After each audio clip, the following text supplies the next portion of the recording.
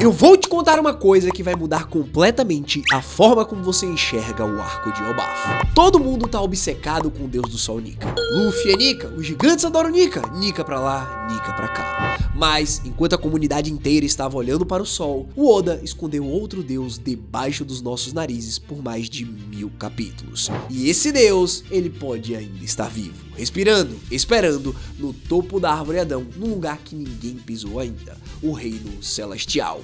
E o nome dele é Elbaf. Também, se eu te disser que esse deus da guerra pode ser o gigante ancestral do mural do século perdido, que ele pode ter sido parceiro de combate de Joy Boy, e que existe uma águia esperando no reino dos céus para completar a mitologia nórdica que o Oda está construindo. Cara, sua mente também ficou explodindo depois disso? Então se acalma, pega seu café, deixa o like e se inscreve, porque hoje a gente vai desenterrar o deus que o One Piece esqueceu.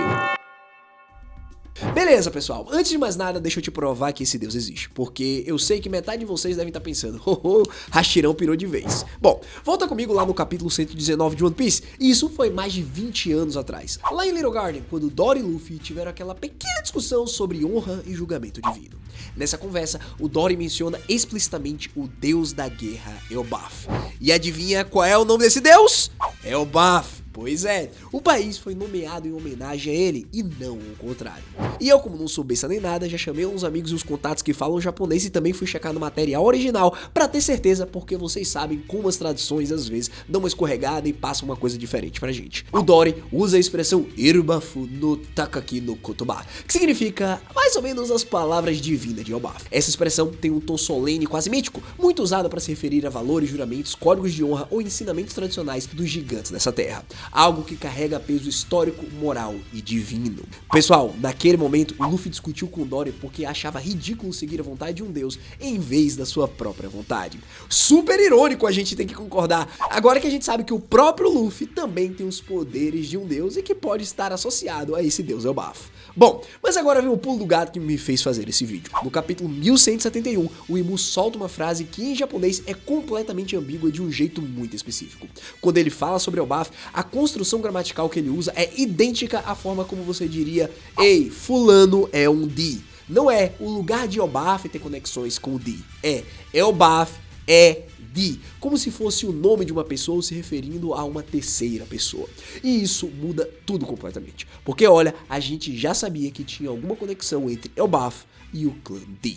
O mural do século perdido mostra um gigante ancestral do lado esquerdo, que parece ser os aliados de Joy Boy. Se você contar com o MF, são 2 gigantes naquele mural. Então não é nenhuma loucura dizer que Elbaf tem laço com o D. Mas o Imu não estava se referindo ao país, ele estava falando do deus da guerra. E se o deus Elbaf é um D, isso significa que ele provavelmente lutou ao lado de Joy Boy durante o século perdido.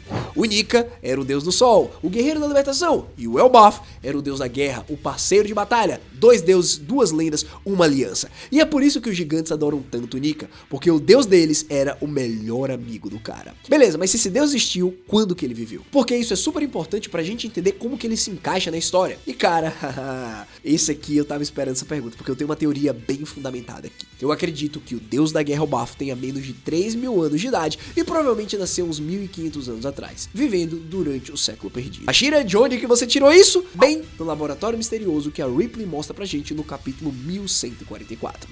Aquele prédio foi construído há mais de 3.000 anos, e aqui é onde fica interessante. A Ripley diz que ninguém sabe o que é aquele laboratório. Ele é mais antigo do que qualquer registro de Elbaf. Os gigantes não têm documentação sobre ele. Mas o Dory, como a gente viu em Little Garden, conhece a história do deus Elbaf. Existe uma tradição, talvez tábuas de pedra, talvez livros que contem sobre essa entidade.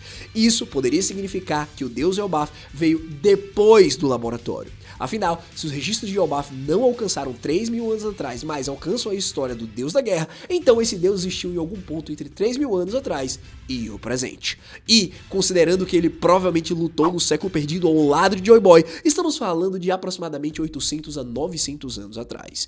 Claro, existe uma coisa que pode provar a existência dessa entidade e está relacionado com algo que a gente viu também em 20 anos atrás, nesse mesmo capítulo, e ninguém nunca parou pra pensar sobre isso. A batalha de 100 anos entre Dory e Brog. Porque dois guerreiros lendários passariam um século inteiro se matando numa ilha aleatória. Por causa das palavras sagradas do deus Elbaf. O combate honrado é literalmente a religião deles. Como a gente já sabia há muito tempo e como vimos no flashback do Harold, dá pra imaginar que os gigantes só são uma tribo muito antiga que são considerados extremamente violentos e que nasceram para governar através da guerra. Ou seja, o combate honrado é literalmente a religião deles. E isso abre uma possibilidade muito interessante pro final desse arco. Se o deus Elbaf ainda está lá no Reino Celestial e se ele é o deus da guerra que prega o combate como forma de resolver disputas, talvez o Luffy precise participar de algum tipo de combate ritual para ganhar a aliança dos gigantes. Ou melhor ainda, talvez seja assim que eles vão quebrar o Dome Reverse que Imu usou no Dory e no Brog. Tipo assim, se a lealdade máxima dos gigantes é para essa entidade e o deus Elbaf valoriza a vontade própria e o combate honrado acima de tudo, então a bênção ou intervenção dessa divindade poderia sobrescrever a magia de Imu. É quase poético, não é mesmo? O deus da guerra libertando seus guerreiros da escravidão imposta pelo falso rei do mundo. E tem mais uma coisa estranha. O Geru, um dos gigantes mais velhos e sábios de Elbaf, não conhecia a fruta que possivelmente é Nidhogg que o Loki comeu. Isso também significa que essa fruta não foi comida nos últimos 500 anos mais ou menos, no mínimo. Ou seja, quem foi o último usuário dela? Eu apostaria boa parte das minhas fichas que foi o próprio deus Elbaf. A fruta, o martelo Ragnir e talvez até a armadura, tudo isso pode ter pertencido ao deus original e ficou guardado esperando um sucessor de. E agora vem a parte que vai conectar tudo. Olhe para o mural do capítulo 1138. Tem um gigante ancestral ali que se parece muito com o Loki. Os chifres, a postura, o estilo, tudo. E se esse gigante do mural for exatamente o deus Elbaf? Isso explicaria muita coisa sobre o arco atual. Pensa comigo. O Oda estabeleceu que o Luffy se parece com o Joy Boy. O Emmett literalmente disse isso. Então faz total sentido narrativo que o Loki se pareça com o deus Elbaf, o parceiro de guerra de Joy Boy. É o mesmo padrão. Joy Boy carregava a fruta, o poder de reencarnação de Nika, e o Loki pode ser o sucessor espiritual do deus da guerra. Isso também explica por que o Loki tem essa obsessão com ser o deus do sol. Ele não é, a gente sabe, mas ele se vê como um deus porque de certa forma ele herdou essa posição divina. Ele é o sucessor do Elbaf original. E se eu tiver que apostar, eu diria que a Nidhogg, a fruta do dragão que o Loki comeu, provavelmente, pertencia originalmente a esse deus. Assim como o martelo Ragnir, que agora obedece ao Loki. Afinal, mais uma vez, por que o martelo resolveu escolher justamente ele? Porque o Loki se parece com o dono original, é a mesma lógica do Emmett reconhecendo o Luffy como Joy Boy. Agora, me ouve bem, porque aqui é onde essa teoria realmente fica interessante. Elbaf é dividido em 3 mundos, como a gente sabe. O submundo lá embaixo, onde o Loki estava preso, cheio de neve e montanhas pontiagudas. O Reino do Sol, no meio, onde a maioria dos gigantes vive, onde tá rolando a invasão de Imu. E o Reino Celestial, lá em cima, sobre a qual a gente não sabe absolutamente nada. Nenhum personagem mencionou o que tem lá. Nem o Harold, nem o Jaru, nem o Gaban, nem o Loki, ninguém. Nem mesmo o Roxas e Beck, que parece saber mais sobre os gigantes do que eles mesmos, também comentou sobre isso. E isso é muito estranho para um arco que já tem mais de 40 capítulos. Por que será que o Oda está escondendo o Reino Celestial?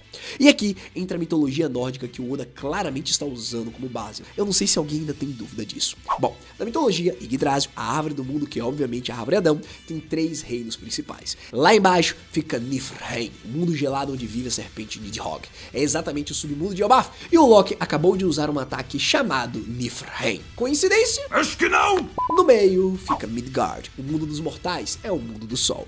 E lá em cima, Asgard, a morada dos deuses. E em Asgard, no topo de Yggdrasil, vive uma águia gigante que tem uma rivalidade eterna com a serpente Nidhogg.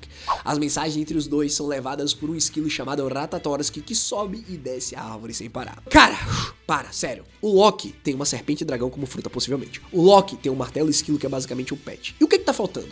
A águia lá em cima, rapaz! E sabe quem tá descrito como estando lá em cima também? O deus Elbaf. E tem mais uma peça desse quebra-cabeça que ninguém está juntando. Lembra quando o Dory também no capítulo 119 virou pro Luffy e disse: "Vocês humanos viveram só 10 ou 20 anos. É impossível que vocês entendam as palavras sagradas de Elbaf." Isso não te lembra nada? Palavras sagradas, a voz de todas as coisas, o poder que o Luffy tem, o poder que o Roger tinha, o poder que parece estar conectado apenas a pessoas específicas. Até agora na obra, as únicas pessoas que nós vimos utilizar a voz de todas as coisas foram membros do clã D e membros da família Kozuki, como Oden e Momonosuke. E se a voz de Elbaf que os gigantes ouvem for literalmente a voz do deus Elbaf, que também é um D, se comunicando de forma direta com seu povo? Isso criaria uma conexão direta entre o clã Di, a voz de todas as coisas, e os gigantes de Elbaf. E explicaria porque os gigantes são tão devotos a esse deus da guerra. Eles literalmente conseguem ouvir ele de alguma forma, e também explicaria o motivo pelo qual Imun ficou rastejando quando eles perderam Harold e disse que jamais existiria um outro gigante que eles poderiam confiar. Afinal, a única relação que eles poderiam ter seria de destruição mútua. Calma que tem mais. E se o Luffy conseguir ouvir essa voz também por ser um Di? Isso pode ser o que vai fazer os gigantes reconhecerem ele, não só como Nika, mas também como alguém digno de falar com o próprio deus deles. Bom, falando em conexões, pessoal, vamos falar do Emmet, aquele robô gigante que apareceu em Egghead que claramente tem raízes profundas em Elbaf. O cara usa roupa de viking igual ao Loki, tem aquele cinto de pele, os chifres e carrega uma lança gigante que é idêntica à do gigante ancestral do mural. Se bem que essa lança só foi vista no flashback do Saturn quando o robô gigante invadiu a Terra Sagrada, se eu não me engano, 300 anos atrás. Bom, de qualquer forma, considerando que existe um laboratório super avançado em Elbaf que tem mais de 3.000 anos e que gigantes construtores a Galeila eram engenheiros avançados suficientes para provavelmente construir em Pluton, o robô gigante não é tão absurdo de se imaginar. Minha teoria agora é que o Emmet foi criado em Elbaf durante o século perdido, e o deus da guerra Elbaf pode ter sido responsável pela criação dele. Ou, numa teoria ainda mais maluca que vocês possivelmente vão comentar aí, o próprio deus Elbaf pode ter sido colocado dentro do Emmet depois de morrer na batalha contra Imun. Tipo, assim, sei lá, a consciência dele foi transferida para o robô. Isso explicaria por que o Emmet acordou quando viu o Luffy no seu Gear 5. Ele reconheceu a reencarnação do melhor amigo do seu criador, ou do seu próprio eu interior. Sinceramente, eu prefiro a primeira opção, considerando que Elbaf ainda tá vivo lá no topo da árvore. De qualquer forma, o deus da guerra Elbaf foi um membro do clã Di que lutou ao lado de Joy Boy durante o século perdido. Ele era o parceiro do combate do deus do sol, o que explica que os gigantes adoram tanto Nika. Depois da derrota do século perdido, algo aconteceu com ele. Talvez ele tenha morrido e a consciência dele foi para o Emmet, como eu já disse, eu não gosto disso. Talvez ele ainda esteja vivo, esperando no reino celestial com a águia da mitologia nórdica. De qualquer forma, o Loki é claramente o sucessor espiritual dele, carregando a fruta e o martelo que provavelmente pertenciam a essa divindade. E o Imun sabe disso, é por isso que ele atacou Elbaf. Não é só pelos gigantes guerreiros, é porque Elbaf, o deus, é um Di, e os Di são a maior ameaça ao trono vazio. Agora, o que eu realmente acho que vai acontecer? Bom, o Luffy vai precisar subir no reino celestial em algum momento desse arco, por favor, né, Oda? Talvez para um combate ritual, já que o deus Elbaf é literalmente o deus da guerra e combate honrado é a base da cultura gigante.